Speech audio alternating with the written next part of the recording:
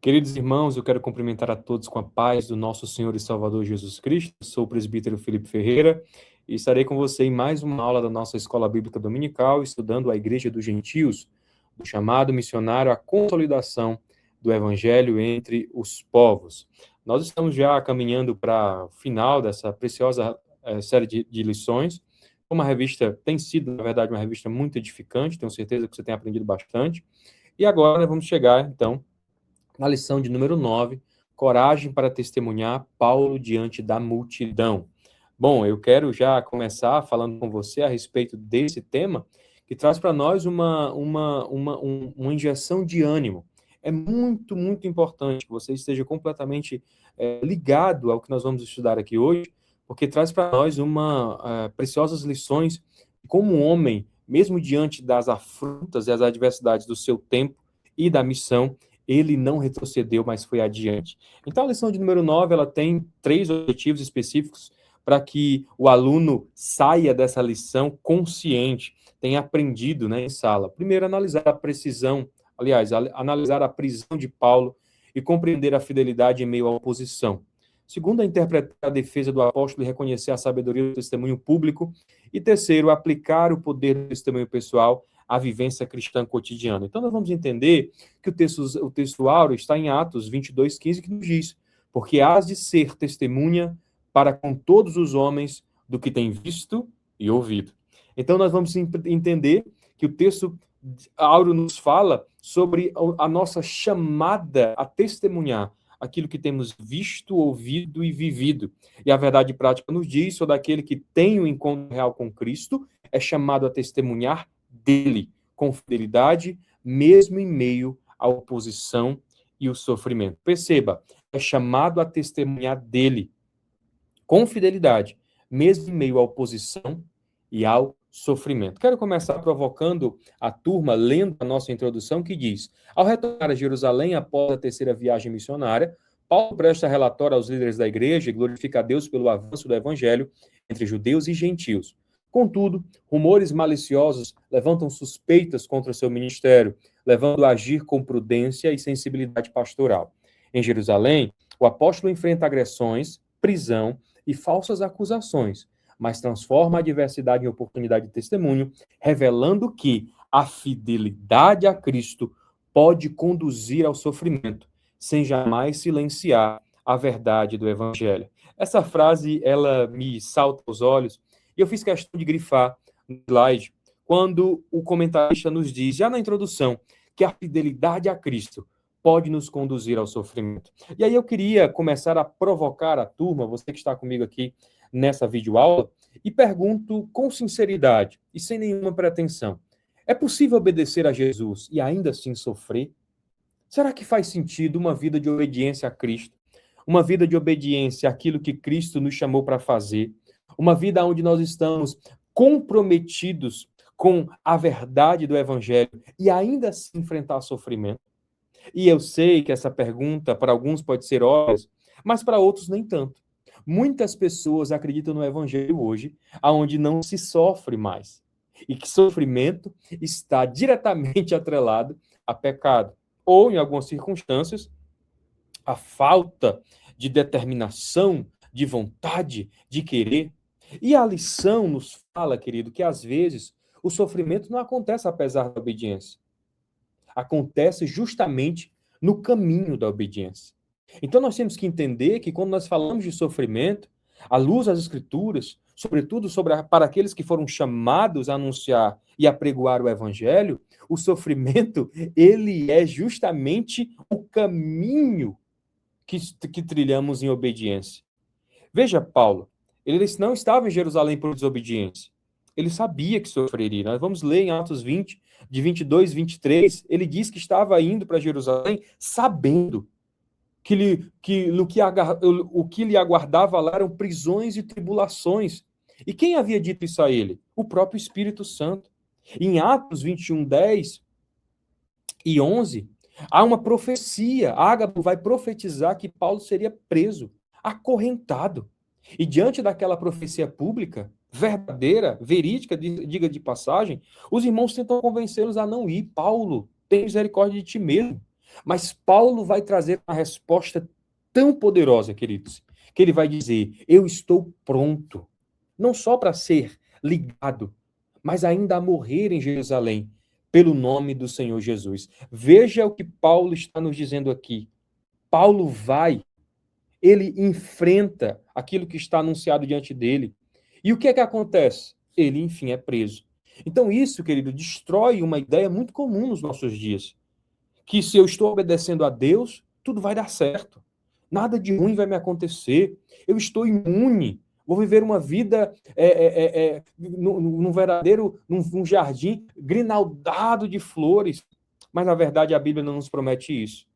Na verdade, a Bíblia nunca nos prometeu isso. E Jesus é claro quando ele nos diz em João 16:33, no mundo tereis aflições, mas tem de bom ânimo. Eu venci o mundo.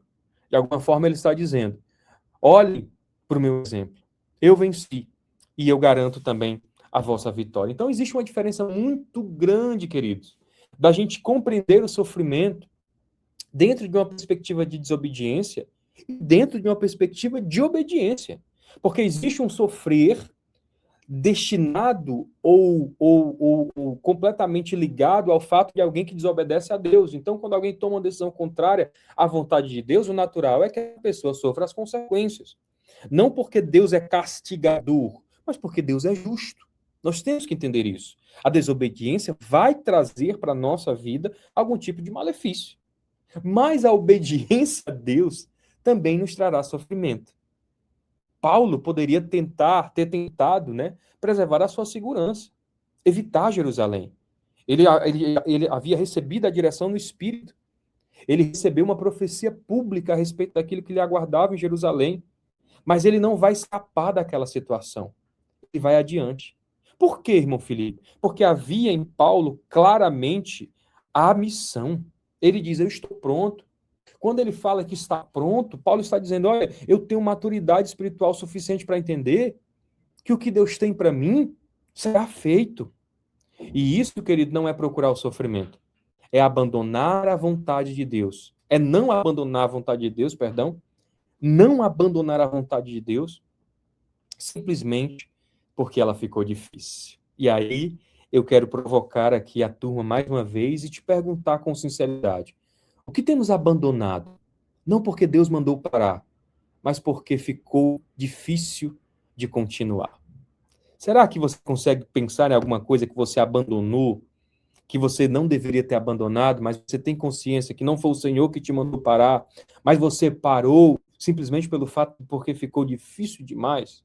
E aí eu vou trazer aqui, para tentar te ajudar nas suas memórias, várias situações onde, por se tornar difícil, nós paramos, nós desistimos, nós abandonamos. Às vezes uma oração que você cansou de fazer, por alguém que não se converte ou que não muda. Às vezes um ministério que deixou de receber reconhecimento. Às vezes um relacionamento que exige perdão, paciência, renúncia. O casamento. Às vezes uma vocação que ficou pesada demais, um projeto que não produziu o resultado esperado, um compromisso com Deus que deixou de ser conveniente, uma mudança de caráter que exige lutar contra velhos hábitos, uma palavra que Deus colocou no coração, mas agora parece que é impossível de cumprir. Existem inúmeras circunstâncias que se tornam difíceis demais ao ponto de nós pensarmos em desistir e abandonar. E aí a lição nos traz, como palavra-chave da lição de hoje, a palavra coragem. Coragem, meu irmão. Coragem, meu pastor. Coragem, meu líder. Coragem, você que está comigo nessa aula, porque a coragem, queridos, não é a ausência do medo. Nós não vamos ter coragem simplesmente pelo fato de não termos medo algum, não. A coragem é, por mais que temores nos aflijam internamente, nós temos a certeza da presença de Deus. E aí é onde nasce a coragem verdadeira. Ela nasce da confiança no poder de Deus e não na força humana. Então nós vamos entender que não há uma necessidade urgente de não abandonarmos aquilo que Deus confirmou, simplesmente porque o caminho ficou difícil demais. Queridos, eu quero dizer uma coisa para vocês. Se nós formos desistir da caminhada com Cristo porque é difícil, nós não chegaremos lá. Porque sim, querido, o caminho até o céu, ele é estreito. Então nós vamos entender que a prisão de Paulo em Jerusalém começa com uma conspiração dos judeus. E aí começa a fazer acusações severas a respeito do apóstolo Paulo. Eles vão dizer que Paulo profanou o santo templo, introduzindo um gentio em uma área sagrada. Então nós vamos compreender que Paulo chega em Jerusalém e quando ele chega, Paulo encontra Tiago e os presbíteros. Ele vai passar o relatório da terceira viagem missionária e aí ele vai começar a perceber que está se criando um problema. Muitos judeus convertidos ao próprio cristianismo estavam ouvindo muitos rumores de Paulo. E que rumores eram esses? Bom, muitos diziam que ele estava ensinando os judeus que viviam entre os gentios a abandonarem a lei de Moisés, a não circuncisarem seus filhos, a abandonar os costumes judaicos. É como se, de alguma forma, esses líderes estão sugerindo que Paulo está introduzido no meio do povo para se levantar contra a identidade do povo. E aí o que é que os líderes fazem, né? Os presbíteros fazem? Paulo, é interessante que você participe de um rito judaico de purificação do templo para demonstrar que tudo isso é falso, para demonstrar que você segue nossas leis, nossas crenças, nossas liturgias. E Paulo aceita, porque entende que realmente faz todo sentido. Porque, irmãos, entenda algo, Paulo não vem abolir a lei. Cristo é que vem cumprir a lei e inaugurar a graça, mas o judeu, ele deve continuar sendo o que ele é, nas práticas daquilo que ele crê, porque não é uma mudança de religião, entenda, é uma mudança de relacionamento com Deus. Então Paulo aceita e então começa-se a se intensificar as acusações. E aí o texto nos diz que quando passam-se os 7 dias, né, ao terminar o processo de purificação, os judeus da Ásia, vendo no templo, Paulo, né, alvoroçam todo o povo e lançam a mão dele. E aqui começa o conflito, porque observe a informação, os judeus da Ásia, esses judeus provavelmente eram judeus da região de Éfeso e outras áreas da Ásia Menor. E eles conheciam Paulo e aparentemente reconheceram Trófimo, né, que é o companheiro que Paulo traz a Jerusalém, um gentio de Éfeso que acompanhava Paulo. Então eles vão fazer uma acusação gravíssima, dizendo que Paulo introduziu este homem, colocou um gentio para dentro do templo. Queridos, eu quero dizer uma coisa para você. Isso aqui não é uma coisa pouca. A pena para esse tipo de ação, para um judeu e para a pessoa introduzida nesse espaço sagrado do templo, era a morte. Era capital, pena capital. Então é gravíssimo essa circunstância. E aí eles vão ter uma estratégia na forma de acusar. Eles vão dizer que Paulo é contra Israel, é contra Moisés e é contra o templo. Então eles atacam Paulo em 3 frentes muito bem definidas, contra o povo, contra a lei e contra o templo. Então isso é muito interessante porque essas 3 acusações atingem diretamente os pilares da identidade judaica, que é o povo, a lei e o templo. Então eles não estão só lançando mão de uma acusação falsa, eles estão tentando descredibilizar quem Paulo é diante o povo, para com a lei e para com o templo. Então a gente vai entender que Paulo está sendo caluniado, mas não permite que a mentira determine a sua postura. Como é que Paulo vai reagir diante disso? É interessantíssimo, porque ele não entra em desespero para provar o seu valor. Ele não abandona a sua missão. Ele não foge dali. Ele não evita o confronto. Mas também não revida com a mesma violência. Ele simplesmente permanece firme. E quando recebe a oportunidade, vai acontecer, e nós vamos falar bastante sobre isso ao decorrer da lição, ele testemunha a respeito de Cristo. E isso vai conversar diretamente com o que o próprio Paulo escreve na segunda carta a Timóteo, no capítulo 1, no verso 12. Ele diz, eu sei em quem tenho crido. Estou certo de que é poderoso para guardar o meu depósito até aquele dia. Então, Paulo tinha total convicção de que o Senhor estava dirigindo aquele momento, mesmo diante de uma adversidade, diante da calúnia e diante de uma ameaça de morte. Então, nós vamos compreender, queridos, que quem sabe em quem crê não precisa permitir que a calúnia determine quem ele é. Muita gente, diante da calúnia, se transforma. Muita gente, diante da acusação, muda o seu comportamento. a fim de revidar, a fim de criar uma circunstância até mesmo bélica, de conflito direto. Mas aqui nós estamos vendo que a nossa justiça, ela é falha, mas a justiça de Deus, ela é perfeita.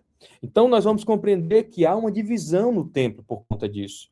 E há vários e vários e vários e vários e vários e vários avisos severos de morte aos que transgridem essa lei. Então, Paulo está correndo aqui sério risco de vida contra a sua própria vida. E aí a gente vai ver que o texto, né, a acusação deles é: olha, este homem introduziu no templo um grego e profanou esse santo lugar. E esses gregos aqui, obviamente, significam gentios. O problema, queridos, é que isso não era verdade. Lucas deixa isso claro no versículo 29. Porque tinham visto com ele na cidade Trófimo, o Éfeso, e cuidavam que Paulo o introduzira no templo. Essa palavra cuidavam, na verdade, está dizendo presumiram, imaginaram, deduziram. Então viram Paulo com Trófimo, né, na cidade, e concluíram que ele havia entrado com Trófimo no templo. Mas não tinham como provar isso. E essa acusação é baseada em uma inferência, em um achismo, em uma suposição. E quantas das vezes, meu irmão, nós somos injustiçados diante de suposições? As pessoas supõem muito a nosso respeito, a respeito da nossa fé, e nos levam, né, à arena pública, nos entrincheirando diante das suas suposições e suas inferências. E Paulo vai trazer para nós aqui um ponto fundamental, porque ele não havia introduzido Trófimo no interior do templo. Era uma acusação baseada numa suposição. Mas existe uma ironia enorme na cena aqui. Perceba como é que o Espírito vai aplicar isso em nós na lição de hoje. O templo tinha uma barreira física, havia claramente os espaços. Esse é o espaço dos judeus homens, esse é o espaço dos não-judeus, esse é o espaço das mulheres. Então havia realmente assim as categorias, os nichos dentro da estrutura do templo. Então o templo havia barreiras físicas, literais. E o evangelho, nesse caso específico, está aqui trazendo para nós, mais uma vez, o que acontece com os judeus diante da revelação da graça. O evangelho está para derrubar uma barreira espiritual, não só física. Eles estavam defendendo a ideia de que havia um povo dentro e um povo fora. Os judeus, dentro, os gentios, fora. Israel, o povo da aliança. Os demais, estrangeiros, não participantes daquilo que foi prometido aos patriarcas e ao povo de Deus. Então, os judeus queriam dar manutenção na ideia de exclusão, de que Deus pertence somente a eles e nem a um outro, sobretudo aos gentios, ou seja, não judeus. Então a gente vai perceber que o evangelho anunciado por Paulo dizia algo revolucionário, que em Cristo Deus estava chamando também os gentios para fazerem parte do seu povo. Paulo não introduziu aquele grego no templo, mas com toda certeza, a pregação do evangelho que o apóstolo Paulo anunciava a todos os povos, introduziu milhares de centenas de milhares de gentios, não ao templo, mas na relação com Cristo, o Filho de Deus. Então, Paulo já havia escrito a respeito disso, em Éfesos 2,14, porque ele é a nossa paz, a qual de ambos fez um, e tendo derrubado a parede da separação que estava no meio. Queridos, entendam isso. Toda essa pregação de Paulo torna-se pública dentro daquela sociedade, e tudo aquilo que o apóstolo Paulo ensinava, muito provavelmente confrontava justamente as crenças que os judeus tinham a respeito da exclusividade da sua fé. Então é interessante perceber isso, porque Paulo está falando justamente a respeito. Então, olhando com profundidade a respeito disso, a parede que eles estavam tão preocupados em proteger simbolizava exatamente uma separação que Cristo estava superando. E isso não significa que Deus estava abandonando Israel, abrindo mão deles. Não. Significa que a promessa feita a Israel estava alcançando todas as nações. Não é assim a promessa feita a Abraão? Em ti abençoarei todas as famílias da terra. Então, falta aqui aos judeus a revelação de que, na verdade, não era um desprestígio, mas uma clara concretização de uma promessa feita pelo próprio Deus. Então, eles estavam tentando proteger uma porta que Deus estava abrindo. E isso traz uma aplicação muito atual para a igreja de hoje. E eu faço essa reflexão e convido você a tomar parte nessa reflexão. Será que às vezes fazemos com que o evangelho, aliás, será que às vezes fazemos com o evangelho hoje aquilo que aqueles homens fizeram com o templo? Não, você não. Não, não é para você. Não é para essa pessoa, não é para aquele casal, não é para aquela família, não é para aquele jovem. Não, isso não é espaço para você, não tem espaço na igreja para esse tipo de gente. Será, meus irmãos, que nós não estamos, mais uma vez, levantando as paredes que o evangelho pôs por terra? Então saímos da porta. Pelo contrário, abrimos as portas para todos aqueles que quiserem vir a Cristo, como estão, para não permanecer mais da maneira como vieram. Então a gente vai ver que há uma intervenção das autoridades romanas diante daquele grave alvoroço, daquela grave consternação social que toma Jerusalém naquele dia. Então há uma grande contenda e a polícia da época é chamada para resolver aquele conflito. Então o caos se estabelece. O texto nos diz: e alvoroçou-se toda a cidade, houve um grande concurso do povo, e pegando Paulo, arrastaram para fora do templo, e logo as portas se fecharam. Perceba o que é que eles vão fazer aqui. Imagina essa cena: Paulo está no templo, de repente começa um grande tumulto, a multidão só cresce, pegam Paulo, arrastam para fora, e as portas dos templos são fechadas. Por quê? Né? Por que isso tudo se desenha? Porque o objetivo deles era provavelmente evitar que a violência acontecesse dentro do recinto sagrado. Então, assim, nós não vamos matar Paulo dentro do templo, mas lá fora nós vamos. Né? Então, Paulo está literalmente sendo retirado do templo para ser linchado. Queridos, percebam, essa cena não é nós vamos lá fora discutir, não. Essa cena é vamos levar esse cara lá para fora e lá fora nós vamos executá-lo. Então, diante desse caos, há uma intervenção romana. O texto vai nos dizer: procurando eles matá-lo, chegou a tribuno da corte o aviso de que Jerusalém estava toda em confusão. E aí a gente tem que entender uma característica muito forte a respeito do Império Romano. Como colonizadores, né, vamos colocar assim, como o povo, né, Jerusalém estava sob domínio romano naquele período, o tribuno era um comandante militar romano responsável por uma força de aproximadamente 1.000 soldados. Então ele recebeu a notícia: ó, Jerusalém está em tumulto, está pegando fogo, está uma grande revolta popular. E isso era muito sério para Roma, porque os romanos eles toleravam muitas coisas, como, por exemplo, pregações públicas, manifestações religiosas, reuniões, né, sociais, mas eles não toleravam de forma alguma revoltas populares.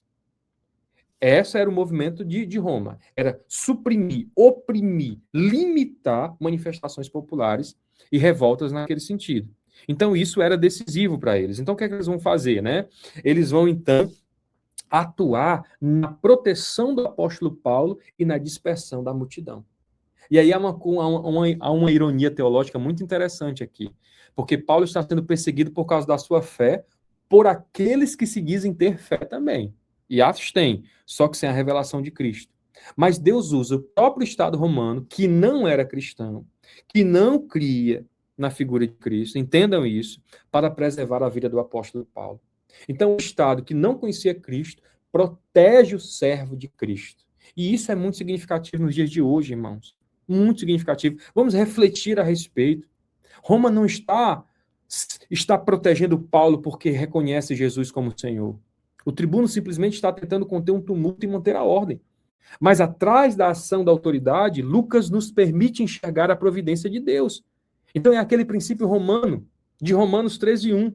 Deus continua soberano sobre as autoridades, inclusive aquelas que não o reconhecem. E aí eu vou precisar falar disso, porque estamos em período eleitoral. Nós não precisamos de uma teocracia no Brasil, queridos. Nós temos o governo dos céus, o reino de Deus, que ele é expandido na terra por meio da nossa vida, por meio da pregação do evangelho, que o Senhor nos confiou ser testemunhas. E o Estado permanecerá no seu lugar. E Deus vai agir sobre as lideranças para que a igreja siga triunfante. O Senhor é o maior interessado em manter a sua igreja atuante na terra. E aí a gente vai entender que Deus vai transformar a prisão em púlpito. A prisão não interrompe a missão. Pelo contrário, ela torna-se o novo lugar da missão. E a fidelidade a Cristo não isenta de sofrimento. Mais uma vez, repito, mas assegura que Deus continua no governo. E aí a gente vai entender isso, né? Em quem a gente tem colocado a nossa esperança? Eu prego na rua porque eu acredito que a lei me protege, né? O Estado protege a minha liberdade de culto. Isso tende a mudar. Isso tende a mudar a qualquer momento. Mas com a lei ou contra a lei, o evangelho será pregado, porque Deus continua a governar. É interessante dizer isso. Então, a gente vai ver que há uma oportunidade para testemunhar. E Paulo, então, pede licença para falar ao povo. Em vez de entrar em desespero, Paulo pede licença ao tribuno para falar ao povo. E aí é interessante, porque Paulo está preso. Naquele instante, ele está preso. Está preso pelo Estado naquele momento. Foi brutalmente espancado, com toda certeza. Está cercado por soldados. E a multidão está desejosa em tirá-lo a vida.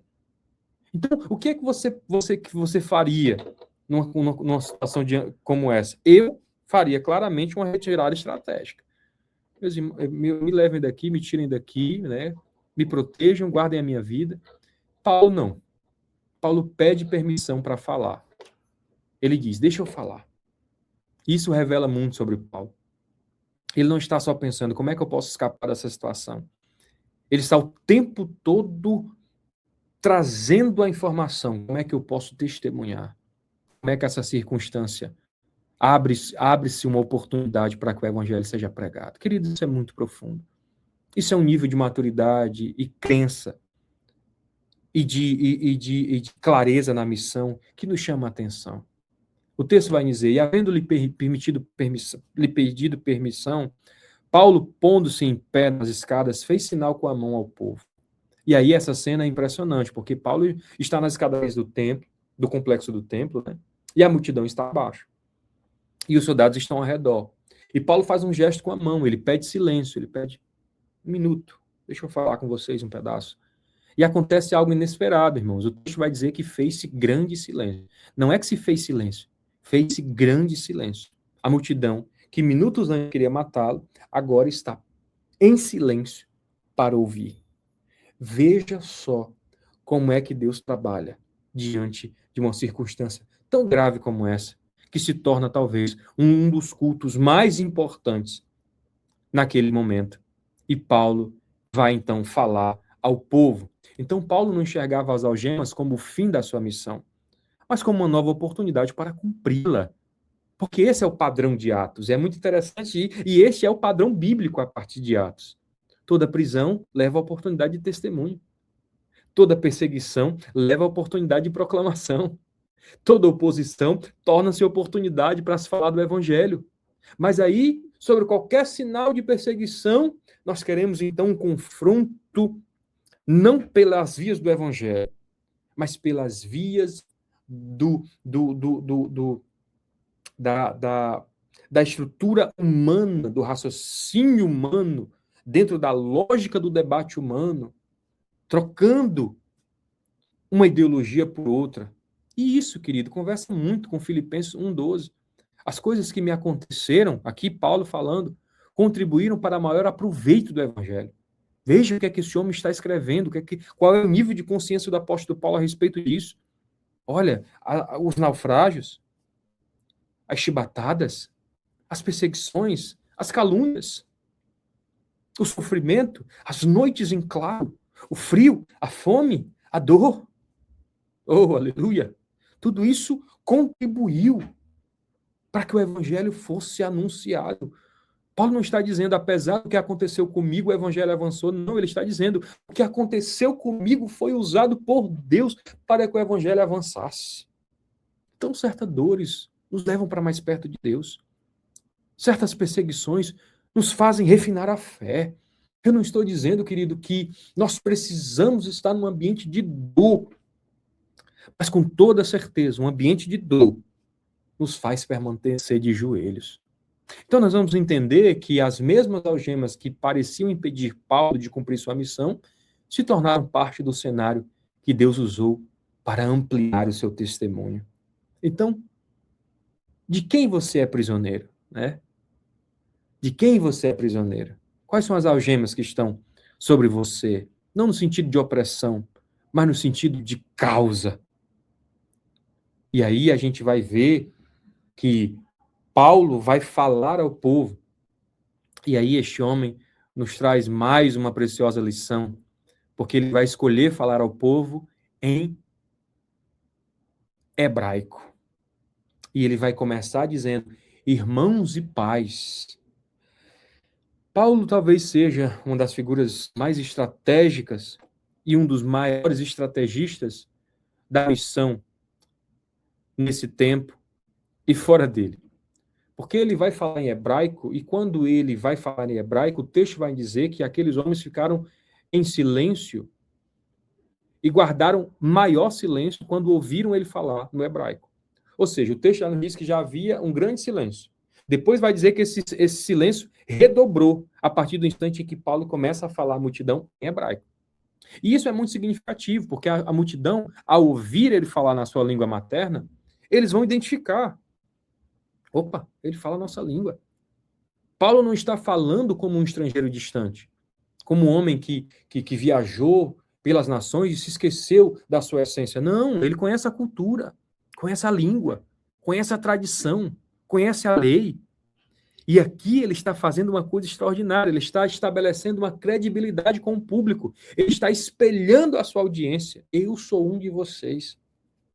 Eu sou um de vocês. Eu sou igual a vocês. E eu quero falar a vocês, pais, irmãos, porque nós somos uma família. Queridos, isso é muito significativo. E aí, isso traz para nós uma grande reflexão, mais uma reflexão para esse tempo. Que língua estamos falando para as multidões? Entende, irmãos? Eu, sendo crente, no meu trabalho, no meio da minha família, no meio da minha roda de influência, dos amigos, dos lugares onde eu estou, hoje talvez a pergunta não seja apenas o que estamos pregando, mas as pessoas conseguem enxergar Cristo na maneira como estamos vivendo? Que língua é que elas ouvem sair da nossa boca? Então, Paulo conhecia a cultura, a linguagem, a sensibilidade daqueles que estavam diante dele. Então, ele não começou atacando. Olha, vocês estão errados em me prender, em me caluniar. Olha, vocês todos vão... Não, queridos. Ele começa criando ponte. Olha o que ele vai dizer. Varões, irmãos e pais, ouvi agora a minha defesa perante vós. E aqui, queridos, essa defesa perante vós não é um pedido de desculpa. A etimologia nos fala aqui sobre uma literal apologia da sua própria fé, uma defesa da sua própria fé. Então ele fala como alguém que pertence àquele ambiente. Ele não está separado daquele povo.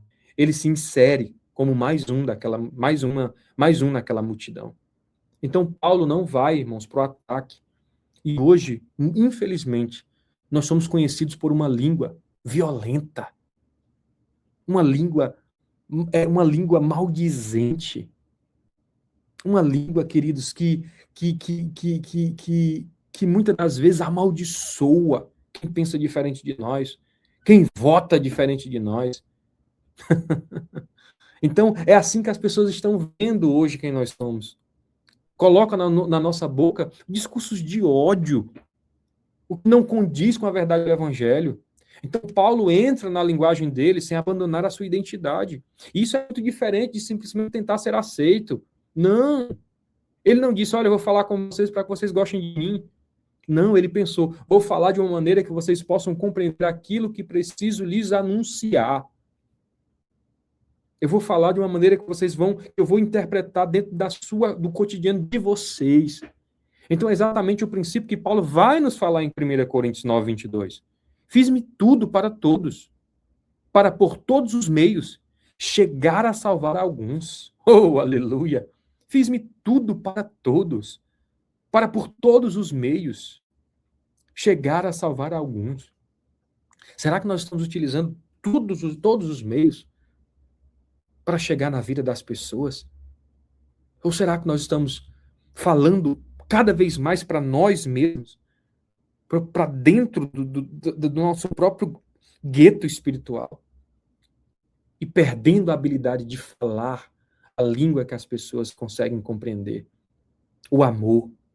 Então nós vamos entender que Paulo sabia falar a língua da multidão sem perder a linguagem do evangelho. E nós? A maneira como vivemos, postamos nas redes sociais. Queridos, tem crente nas redes sociais que é um horror acompanhar a pessoa. De tão difícil que é, irmãos. Meus irmãos, é horrível, é bizarro, irmãos. Você entra numa postagem sobre um assunto, seja ele qual for, tem lá os piores comentários. Quando você clica lá, a pessoa diz que é crente, a pessoa diz que é cristã. Os relacionamentos, irmãos, nós dentro da igreja muitas vezes perseguindo uns aos outros, falando mal uns dos outros, desejando o mal dos outros. Então, irmãos, nós temos que entender isso, que as pessoas, elas precisam se aproximar de Cristo fora de uma barreira. E às vezes está na forma como nós comunicamos. Então, se fosse conosco, se nós estivéssemos lá naquela condição, será que a multidão faria silêncio para nos ouvir? Será que nós somos uma multidão que o Brasil quer ouvir? Que a nação quer ouvir? Será, meus irmãos? Que quando o assunto é família, eles querem realmente nos ouvir? Quando o assunto é finanças, relação com o dinheiro, amor, eles param para nos ouvir? Há uma necessidade, gente, de uma reflexão a respeito disso. Então, nós vamos caminhar para o final, a coragem para testemunhar em meio à hostilidade. Então, a graça não apaga o nosso passado. Então, Paulo vai falar a respeito do que ele viveu, do que ele passou, de quem ele é. Então, é uma transformação. Ele transforma isso em testemunho. Paulo não esconde quem foi, porque a sua antiga perseguição evidencia a grandeza da graça que o alcançou. Ele deixa claro, eu era um pecador dos piores, porque em nome de Deus eu agia com hostilidade para com meus irmãos. Então, a fidelidade a Cristo exige coragem para dizer toda a verdade. Então, Paulo sabia que falar sobre a sua missão aos gentios provocaria oposição, mas não negociou aquilo que Deus havia lhe confiado. Então, fé e prudência caminham juntas. Paulo enfrentou o sofrimento com coragem, mas também utilizou legitimamente sua cidadania romana. Confiar em Deus não significa desprezar os recursos que ele nos concede. Nós podemos apregoar. A lei nos assegura isso. Tomamos posse disso. Vamos usar isso enquanto nós podemos. Então, para quem está nas mãos de Deus, até a crise pode se tornar um púlpito. Então, a hostilidade que pretendia silenciar Paulo tornou-se justamente a oportunidade para que ele testemunhasse de Cristo. Então, para fechar rapidamente o poder do testemunho pessoal, a vida de Paulo antes da conversão, ele vai então falar e abrir todo o seu discurso àquele povo, ele vai contar da sua própria experiência pessoal. Então é interessante, porque ele vai deixar claro para eles quem ele era antes e depois de Cristo. E é muito legal isso, porque eu sempre digo que, e aprendi assim, que todo homem tem a mesma vida, antes e depois de Cristo. Com Paulo não foi diferente. Antes de Cristo, ele tinha uma religiosidade. Tinha um zelo sem conhecimento, vivia numa cegueira espiritual, tinha uma verdadeira dureza, uma rigidez, né, na vida. E isso fazia dele um perseguidor da verdade, um perseguidor do caminho. Então ele era como eu e você, vivíamos uma vida completamente equivocada a respeito de Deus e de Jesus. Mas quando ele encontra a cruz, a vida dele, então, é mudada. Porque ele sai de uma religiosidade sem Cristo para um relacionamento com Cristo. Então, o conhecimento da verdade toma seu coração.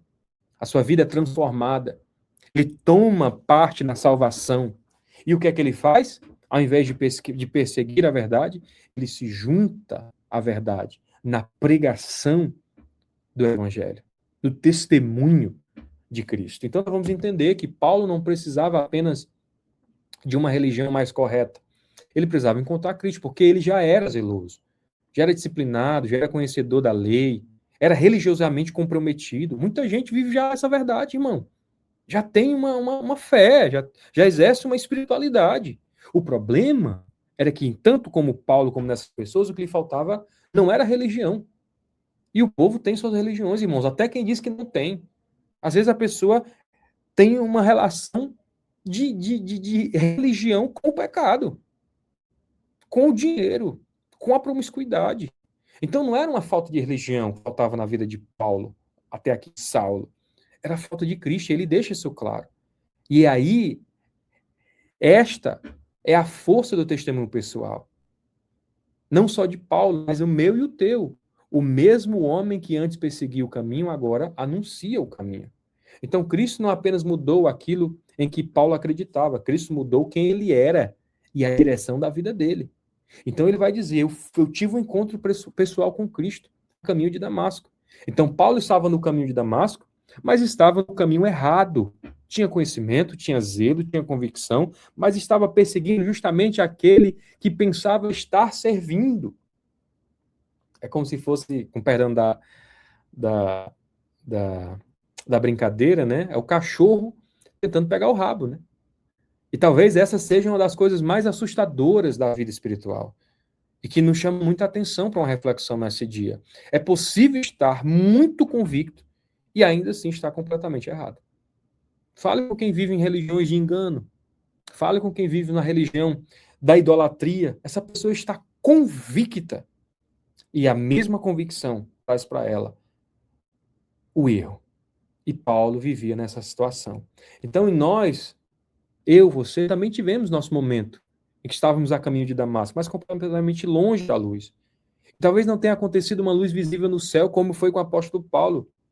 Talvez ninguém tenha ouvido a voz de Deus audível, como foi com o apóstolo Paulo. Mas com toda certeza houve um momento em que Cristo nos encontrou no caminho. Graças a Deus por isso. Então nós também já estivemos obstinados, seguindo nossos próprios caminhos, confiando na nossa própria força, tentando controlar nossa própria história. Nós também já estivemos nas trevas.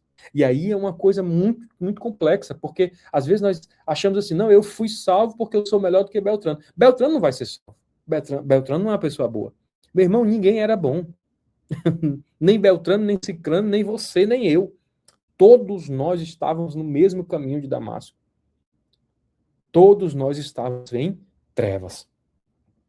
E aí Cristo apenas fez parte da nossa história? A pergunta que faço. Ou realmente mudou a direção da nossa vida? Porque quem verdadeiramente encontra Cristo pode até continuar enfrentando lutas, calúnias e sofrimentos, como Paulo enfrentou, mas não consegue continuar caminhando na mesma direção de antes. Então, essa pergunta ela é muito sensível para esse tempo, porque nós temos muitos simpatizantes com o Evangelho. Pessoas que gostam do ambiente de igreja, se sentem confortáveis, né? Porque as igrejas hoje são lugares confortáveis. Tem uma boa música, tem uma boa palavra, muitas das vezes tem conforto, um ar-condicionado bom, boas poltronas, muitas delas. As pessoas são amigáveis, elas são respeitosas. É um ambiente muito, muito agradável, um ambiente de igreja. Mas eu pergunto, e fora disso, o que é que sobra? Cristo mudou a direção da sua vida? Cristo mudou a direção do seu coração? Cristo transformou a sua relação com o Pai? Então nós vamos entender que a missão de Paulo, assim como a nossa, como servos, é testemunhar. Então, Paulo não esquece de onde Cristo tirou. Isso é impressionante, porque depois de tantos anos de ministério, viagens, milagres, perseguições, igrejas fundadas, experiências com Deus, quando Paulo precisa falar da sua autoridade, da sua missão, ele volta ao começo. Ele volta lá para o início. Eu era assim, eu perseguia, eu estava errado, Cristo me encontrou. É tão interessante isso, irmãos, porque ele conta isso novamente em Jerusalém, em Atos 22, e depois ele conta de novo diante do rei Agripa, em Atos 26. Então, só no livro de Atos nós vamos encontrar esse testemunho 3 vezes. Uma vez relatada por Lucas e 2 vezes relatada por Paulo em momentos estratégicos. A pregação de Paulo é voltar ao início e testemunhar do que Cristo fez na vida dele. E aí eu pergunto, né? Onde estão os testemunhos, né? Às vezes, depois de caminhar muito tempo com Cristo, a gente se esquece quem nós éramos, de onde Cristo nos tirou. Estamos esquecendo de onde ele nos tirou, o que ele nos perdoou, a obra que ele fez na nossa vida. Vamos contar isso, irmãos. Vamos dizer mais uma vez. O céu é um lugar de ex-viciado, ex-drogado, ex-prostituto, ex-tudo, irmãos. O céu é um lugar de ex. E talvez o problema não seja que Deus deixou de fazer coisas em nossas vidas. Talvez é que nós deixamos de contar, deixamos de dizer. Eu estou com um propósito no meu coração. E eu quero dizer para você que quando isso acontecer, eu vou testemunhar e vou dizer. Porque Paulo nunca se esqueceu do homem que era antes de Damasco.